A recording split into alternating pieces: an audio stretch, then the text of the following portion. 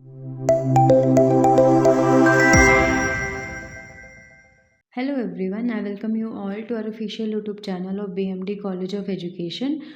ये हमारा unit third का सब टॉपिक 1 का पार्ट ए होगा आज, जिसमें हम सर्व शिक्षा अभियान SSA के बारे में पढ़ेंगे। तो चलिए शुरू करते हैं। सर्व शिक्षा अभियान SSA 2000, ठीक है। हम इसके फीचर्स, एम, ऑब्जेक्टिव सारी चीज़ें कवर करेंगे। तो चलिए शुरू करते हैं। इंट्रोडक्शन ऑफ सर्व शिक्षा अभियान। Sarv Shiksha Abhiyan is a national program launched to achieve universalization of elementary education through community ownership of the school system.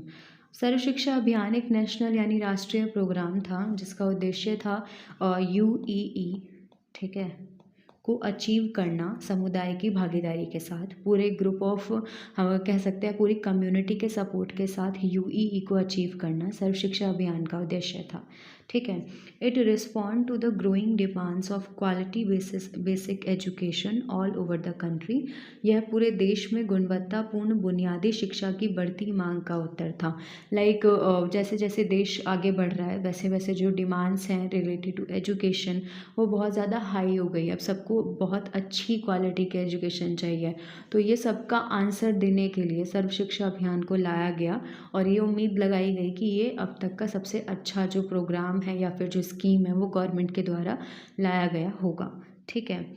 SSA aims at improving human capabilities of all children by providing community owned quality education in a mission mode, ठीक है। इसका mission mode में, SSA mission mode में सामुदायिक स्वामित्व वाली गुणवत्तापूर्ण शिक्षा देकर बच्चों की मानवीय क्षमताओं का विकास करना, ठीक है। बच्चों को इतनी अच्छी एजुकेशन प्रोवाइड करा देना जिससे कि जो उनकी मानवीय क्षमताएं हैं, ह्यूमन कैपेबिलिटीज़ हैं, कि उनको खुद पे इतना ट्रस्ट हो जाए, खुद की कैपेबिलिटीज़ पे इतना ट्रस्ट हो जाए कि वो अपनी एजुकेशन को और अच्छा बना सकें, ठीक है।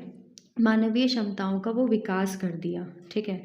ये जो सामुदायिक स्वामित्व वाली गुणवत्ता शिक्षा थी, इसने क्या किया, आई एम रिपीटिंग अगेन, कि जो सामुदायिक स्वामित्व वाली गुणवत्ता शिक्षा थी उसने एक बच्चे की खुद की सेल्फ कैपेबिलिटीज़ को बहुत ज़्यादा डेवलप करने में हेल्प किया, जिससे कि जो एजुकेशन है वो ऑटोमेटिक अच्छी हो जाए, ठीक है।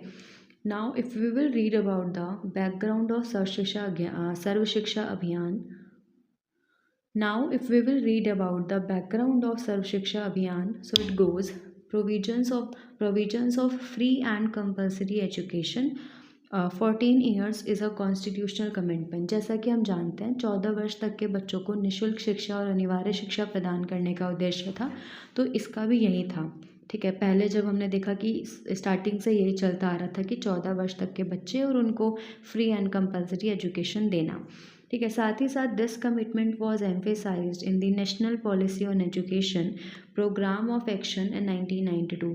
इस प्रतिबद्धता को NPE और POA 1992 में स्पष्ट किया गया था। यानी 2 प्रोग्राम हुए थे, उन दोनों प्रोग्रामों में सर्व शिक्षा अभियान के ऊपर चर्चाएं उठी थी और वहाँ पे सर्व शिक्षा अभियान को क्लासीफाई किया गया था, उसके फीचर्स बताए गए थे कि क्यों ये इतना अच्छा और क्यों इसको लॉन्च करना चाहिए। Several schemes like Operation Blackboard, Non-Formal Education, Teacher Education, महिला Samkhya and DPEP were implemented earlier. और जैसा कि हम जानते हैं कि शिक्षा को और अधिक बेहतर बनाने के लिए हमने इससे पहले सर्व शिक्षा अभियान से पहले बहुत ज़्यादा या बहुत सारे स्कीम्स पहले ऑलरेडी लागू कर दिए हैं, जिनमें से कुछ थे operation blackboard, non formal education जिसको हम अनौपचारिक शिक्षा भी कहते हैं, साथ ही साथ टीचर एजुकेशन, शिक्षक शिक्षा, महिला सामख्या और DPEP जैसे कुछ मेजर पॉलिसीज़ से प्रोग्राम थे, पहले ही हमने इम्प्लीमेंट कर दिए। उनसे फ़र्क पड़ा समाज में, बट बहुत ज़्यादा शायद नहीं पड़ा, तो इसीलिए सर्व शिक्षा अभियान को लाने की हमें ज़रूरत महसूस हुई, ठीक है। SSA was launched to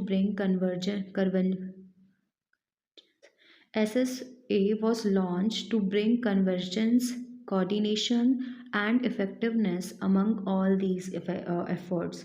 तो SSA को लाने का जो एक सबसे बड़ा कारण था या फिर एसएसए का ये प्रयास था कि वो समन्वय यानी सबका बैलेंस, एकीकरण यानी यूनिटी एंड प्रभावशीलता लाने के लिए शुरू किया गया। ठीक है, कि सबके बीच में समन्वय हो, कोऑर्डिनेशन हो, यूनिटी हो और सबके अंदर पावर हो, खुद के ऊपर बिलीव हो, तो इसीलिए सर्व शिक्षा अभियान को लाया गया। ठीक है, then we have scenario so far before SSA. अगर हम एसएसए के पहले की बात करें तो कुछ चीज़ें थी, जैसे कि भारत ने विद्यालयों, शिक्षकों और नामांकन में प्रगति की, परंतु समस्याएं बनी रही। हमने सारी चीज़ें इम्प्रूव कंपैरेटिवली करी, बट स्टिल हमें कमी देखने को मिली। साथ ही साथ हमने 6 से 14 वर्ष के आयु के वर्ग को विद्यालयों से बाहर होते हुए भी देखा। जैसे हमने इसी के जो जैसे ये सब टॉपिक 1 का पार्ट ए है ना, तो सब इसमें A1 वाले में, जो इससे पहले वाली वीडियो उसमें इंट्रोडक्शन में हमने पढ़ा था कि 6 से 14 वर्ष के जितने ये बच्चे थे सबको स्कूल में भेजना है, बट हमने क्या पाया कि अभी भी विद्यालय से बाहर थे वो बच्चे। ठीक है, साथ ही साथ ड्रॉप आउट की जो रेट था, शिक्षा की जो गुणवत्ता थी, पुअर क्वालिटी ऑफ एजुकेशन। ठीक है, टीचर्स एब्सेंट रहते थे, साथ ही साथ अघोर संरचना की कमी, लैक ऑफ इंफ्रास्ट्रक्चर, ये सब हमें देखने को मिला। Still having all these programmes, बहुत पहले हमने सब करके देख लिया, बट अभी भी पूरी तरह से शिक्षा की गुणवत्ता या और भी चीज़ों में सुधार नहीं आया था। Therefore, universalization of elementary education could not be achieved fully। तो इसीलिए कहा जाता है कि जो यूईई था वो फुली अचीव नहीं किया गया था, क्योंकि ये सब अभी भी कमियां हमारी शिक्षा व्यवस्था में व्याप्त थी। ठीक है, अब हम देखते हैं कि व्हाट इज सर्व शिक्षा अभियान। सर्व शिक्षा अभियान क्या है? तो एसएसए एक समयबद्ध कार्यक्रम है जिसका लक्ष्य सार्वभौमिक प्राथमिक शिक्षा है। ये एक टाइम बाउंड प्रोग्राम है। ठीक है, और इसका क्लियर विजन अगर हम देखें तो एक ही है, यूईई। जो यूईई इतने सारे वादे लेके आया था, इतने सारे प्रोग्राम्स लेके आया था, वो असफल रहा। ऐसा नहीं कि पूरी तरह, कुछ हद तक असफल रहा, कुछ हद तक सफल रहा, बट अब उसी को इम्प्लीमेंट करने के लिए इसका क्लियर विजन है सर्व शिक्षा अभियान का, कि यूईई को यूईई का जो है उसको सुधारना, उसकी समीक्षा अवलोकन करने के बाद उसके द्वारा बनाए गए सारी चीज़ों पे काम करना। It reflects political will, social commitment and centre state local partnership.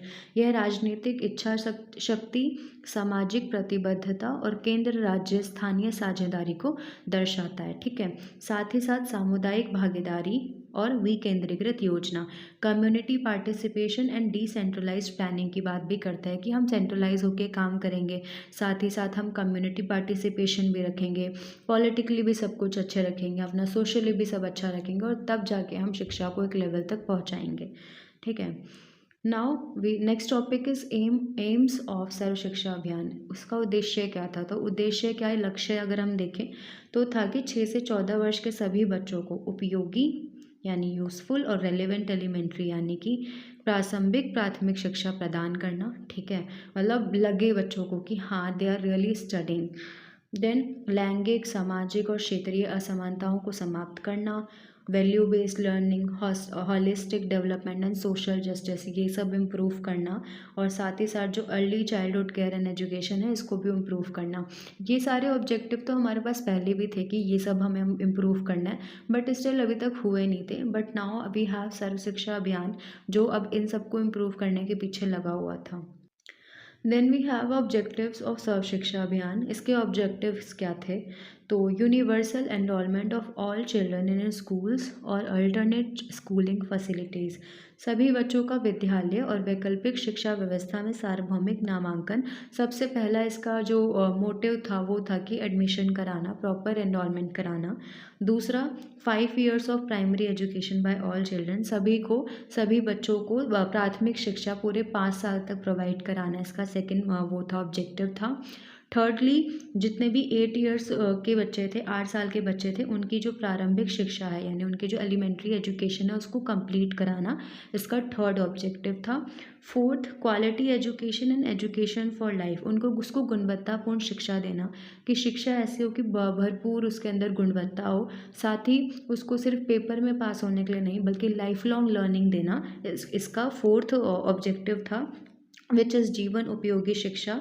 साथ ही साथ universal retention of children in schools, विद्यालयों में बच्चों की निरंतर उपस्थिति सुनिश्चित कराना। इसका पांचवा और सबसे ज़्यादा इम्पॉर्टेंट ऑब्जेक्टिव हम देखें तो ये था कि जो बच्चे हैं उनकी कॉन्टीन्यूसली प्रेजेंट अटेंडेंस लगाना, कि कोई भी बच्चा छुट्टी ना करे, ड्रॉप आउट ना करे या फिर कई दिनों तक एब्सेंट ना रहे। ठीक है।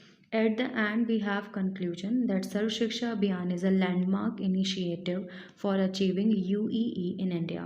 और एट द एंड हमने देखा कि जो जो चीज़ें सर्व शिक्षा अभियान ने अपनाई थी, ठाना था कि वो करेगा, उसने कर दिखाया और यूईई को भी इम्प्लीमेंट किया। ठीक है। It ensures access, equality, quality, community participation in education. और इसने पहुँच, यानी कि सारे बच्चों तक पहुँच, समाज के हर एक वर्ग तक पहुँच, समानता, गुणवत्ता, सामुदायिक सहभागिता, हर कुछ करके दिखाया।